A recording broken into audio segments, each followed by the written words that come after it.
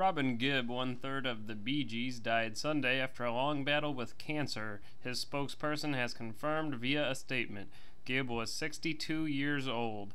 The family of Robin Gibb of the Bee Gees announced with great sadness that Robin passed away today following this long battle with cancer and intestinal surgery, reads the statement. The family have asked that their privacy is respected at this very difficult time. 2 years ago, Gibb battled colon and liver cancer, but despite making what he called a spectacular recovery, a secondary tumor recently developed, complicated by a case of pneumonia. Gibb was born in Manchester, England in 1949, along with twin brother Maurice. Maurice died in 2003 of complications from a twisted intestine. Eerily, Robin had surgery for the same medical issue in 2010.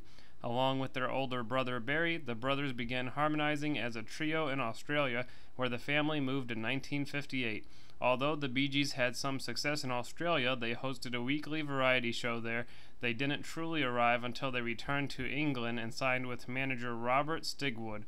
Robin's quivering, vulnerable voice was featured prominently on several of the group's earliest and most Beatles-esque hits, including New York Mining Disaster 1941, I Started a Joke, Massachusetts, and I've Gotta Get a Message to You.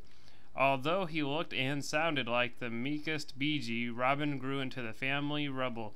By 1969, he and Barry were feuding over whose songs should be singles, and Robin, then 20, was declared a ward of the state by their father when his drinking and partying seemed to take over his life. It happened so fast that we lost communication between us, Gibb later recalled. It was just madness, really. But it also Robin, who in 1971 made the first call to Barry to reunite with his brothers. Robin's solo career had stalled, and Barry and Maurice's attempts to continue as the Bee Gees as a duo had floundered as well. If we hadn't been related, we would probably have never gotten back together, Robin said at the time. Robin's voice was heard beautifully on the chorus of their minor 1972 hit, Run to Me. The Bee Gees' massive second wind arrived with their proto-disc hit, Jive Talkin' in 1975. 2 years later, their contributions to Saturday Night Fever made them bigger stars than ever. Most of the hits from that era featured Barry's falsetto voice, but the brothers' vocal blend remained an indelible part of their sound. The group entered another follow period during the early 80s, although during this time Robin produced a semi-hit album by Jimmy Ruffin, brother of the Temptations, David Ruffin. The last Bee Gees album, This Is Where I Came In, was released in 2001. 2 years later, Maurice died, and with his passing, the Bee Gees ended. Their other younger brother, Andy, died in 1988. Robin and Barry reunited periodically. In 2010, they made an appearance on American Idol and inducted ABBA into the Rock and Roll Hall of Fame and talked about a duo tour, but nothing materialized.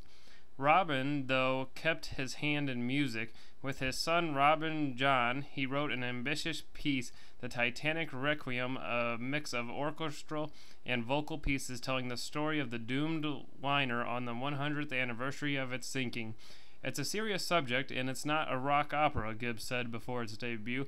There are no backbeats. This could have been written 300 years ago. Featuring the Royal Philharmonic Orchestra, the work had its world premiere in London on April 10th, but in a sign that Gibb's health had taken a turn for the worst, he wasn't able to attend.